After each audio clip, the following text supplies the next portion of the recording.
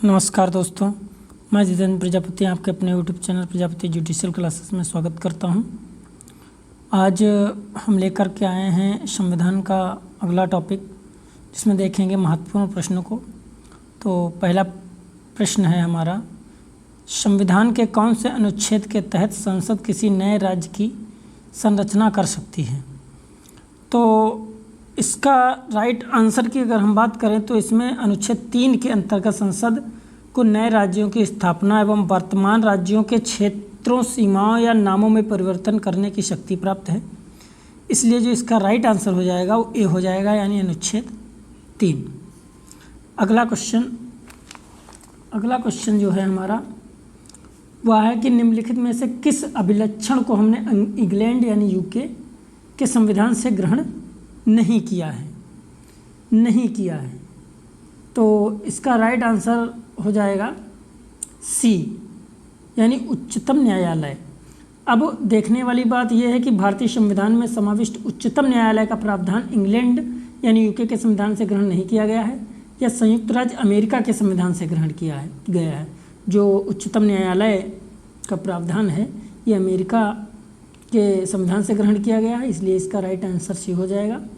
और संसद के 2 सदन संसदीय सरकार तथा संसद सदस्यों के विशेषाधिकार के जो संबंधी प्रावधान हैं ये यूके यानी ब्रिटेन के संविधान से ग्रहण किए गए हैं, इसलिए इसका राइट आंसर सी होगा।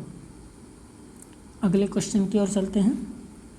अगला क्वेश्चन है, भारतीय संविधान अवशेष शक्ति सुरक्षित करता है। तो भारतीय संविधान अवशेष शक्ति संघ के लिए सुरक्षित करता है संसद को किसी ऐसे विषय में के संबंध में जो समवर्ती सूची या राज्य सूची में प्रगणित नहीं है, विधि बनाने का अनन्य शक्ति है, अनुच्छेद 248(1) के अंतर्गत। इसलिए इसका जो राइट आंसर होगा वो ए होगा, यानी संघ की संविधान, भारतीय संविधान अवशेष शक्ति संघ की सुरक्षा करता है। ठीक है। तो अगला क्वेश्चन है, भारतीय संविधान की प्रणाली क्या है? तो भारतीय संविधान की प्रणाली संसदीय प्रणाली है, जो ब्रिटेन की संसदीय प्रणाली पर आधारित है। चूँकि संविधान निर्माण के पूर्व दशकों में से भारत ब्रिटिश संसदीय प्रणाली प्रवर्तन में रही, अतः इसे अपनाया जाना अधिक उपयुक्त माना गया।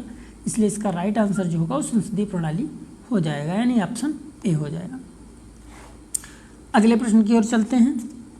अगला प्रश्न हमारा है, भारत के संविधान में कुल कितनी अनुसूचियां हैं?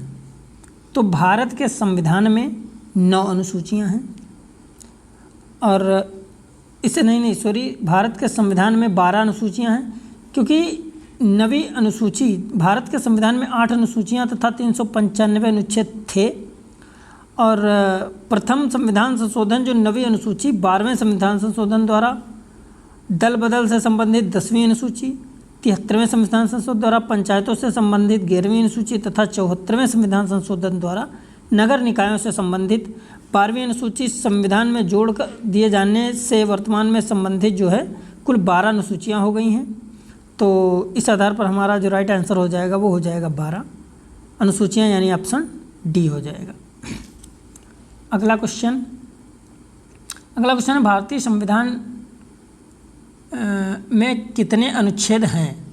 तो भारतीय संविधान में टोटल 395 अनुच्छेद हैं, यानी ऑप्शन डी कि हमारा जो, यदि उप अनुच्छेदों की गणना न की जाए तो भारत के संविधान में लगभग 395 अनुच्छेद ही हैं, और उप अनुच्छेदों की गणना करें तो लगभग इनकी संख्या 450 के आसपास हो जाएगी। इसलिए इसका राइट आंसर जो होगा 395, यानी ऑप्शन डी होगा। और मूल संविधान में 395 अनुच्छेद हैं। तो अगला क्वेश्चन देखते हैं। अगला क्वेश्चन है हमारा, संविधान में प्रबल केंद्रीय संघ की विचारधारा का उपबंध कहाँ से लिया गया है? तो यह उपबंध लिया गया है कनाडा से, क्योंकि भारत की जो संघीय व्यवस्था का स्वरूप है वो कनाडा की संघीय व्यवस्था से लिया गया है। इसलिए हमारा जो राइट आंसर होगा इसका वह डी हो जाएगा। अगला क्वेश्चन देखते हैं, संसदीय शासन प्रणाली आधारित होती है। तो संसदीय शासन प्रणाली शक्ति के अविभाज्यीकरण के सिद्धांत पर आधारित है। इस प्रणाली में कार्यपालिका यानी मंत्रिमंडल का गठन विधायिका के सदस्यों से होता है तथा मंत्रिपरिषद विधायिका के निम्न सदन के प्रति उत्तरदायी होती है। इसलिए जो इसका राइट आंसर होगा वो शक्ति के अविभाज्यीकरण पर होता है। ए हो जाएगा इसका राइट आंसर। अगला क्वेश्चन की ओर चलते हैं। तो अगला क्वेश्चन है हमारा, संघ का अति महत्वपूर्ण अभिलक्षण क्या है? तो संघ का अति महत्वपूर्ण जो अभिलक्षण है वह हो जाएगा तुम्हारा शक्ति का विभाजन।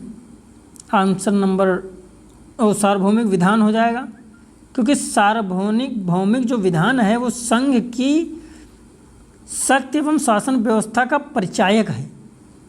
संघ की शक्ति एवं शासन व्यवस्था का परिचायक है।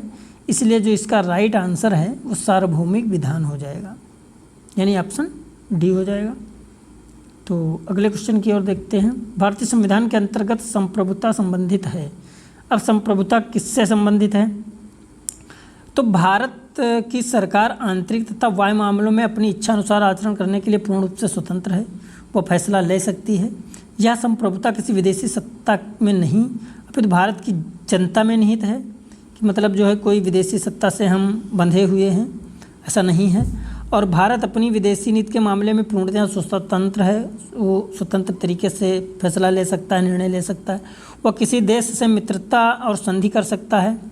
स्वतंत्रता के पश्चात भी भारत राष्ट्रमंडल का सदस्य है, किंतु यह सदस्यता भारत की संप्रभुता पर अंश मात्र भी प्रतिकूल प्रभाव नहीं डालती है।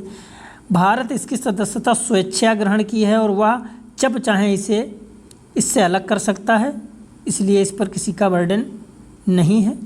तो इसका जो राइट आंसर हो जाएगा वो सी हो जाएगा, यानी लोगों से।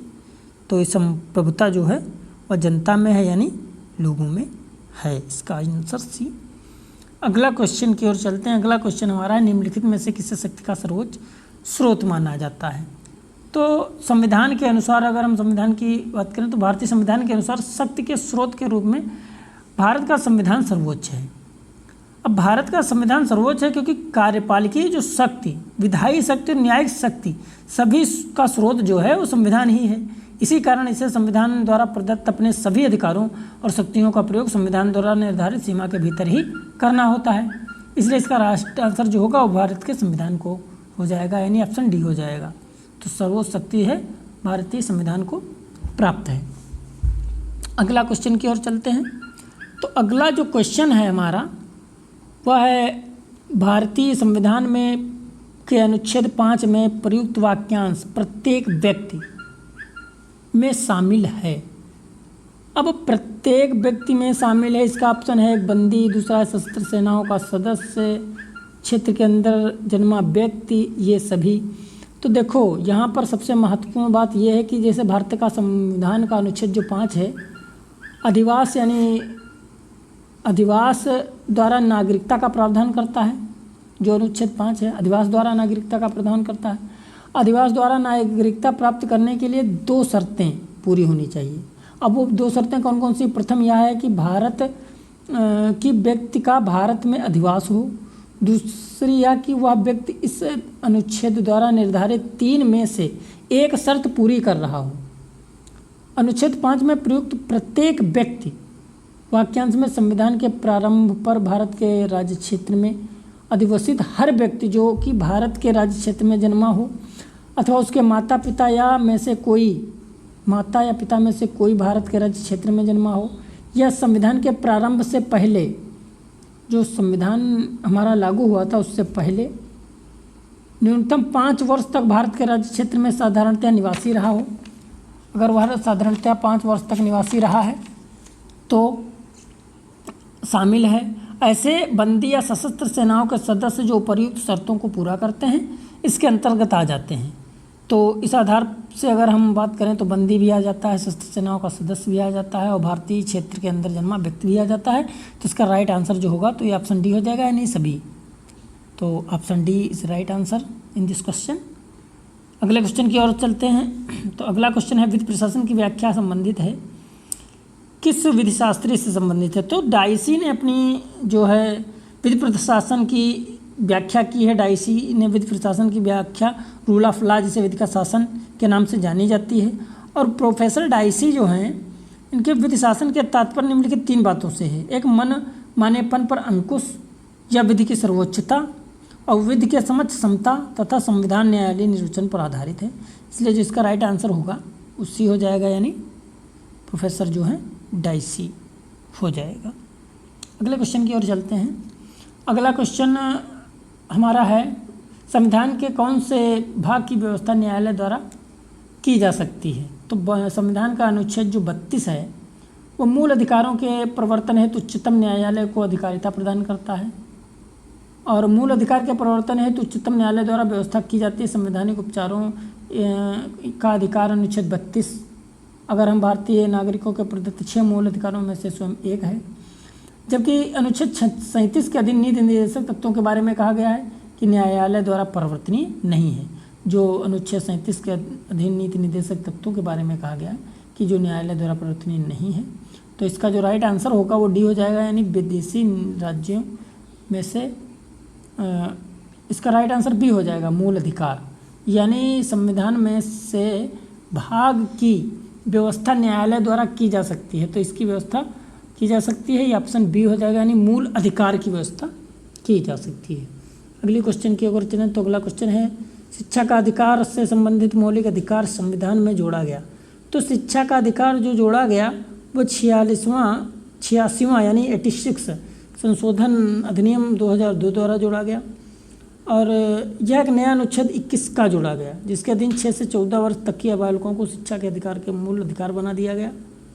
और इसके द्वारा अनुच्छेद 45 के स्थान पर एक नया अनुच्छेद प्रस्तावित किया गया। इसके द्वारा भाग 4 का में एक नया मूल कर्तव्य अनुच्छेद 51A के क्लास के भी जोड़ा गया है, और जो बंद करता है कि 6 से 14 वर्ष आयु के बच्चों के संरक्षक और माता पिता का यह कर्तव्य होगा कि उन्हें शिक्षा का उचित अवसर प्रदान करें। इसलिए इसका राइट आंसर जो हो जाएगा वो डी हो जाएगा, यानी 86 अमेंडमेंट। तो अगला क्वेश्चन देखेंगे हम अगली क्लास में, और आज की क्लास में सिर्फ इतना ही। और जुड़े रहिए हमारे यूट्यूब चैनल पर प्रजापति जुडिशियल क्लासेस में, और लाइक करिए, शेयर करिए, और सब्सक्राइब नहीं किया है तो सब्सक्राइब करिए, ताकि बहुत सारे पढ़ने वाले इच्छुक बच्चों तक क्लास आसानी से पहुंचती रहे। और आज की क्लास में सिर्फ इतना ही। जय हिंद।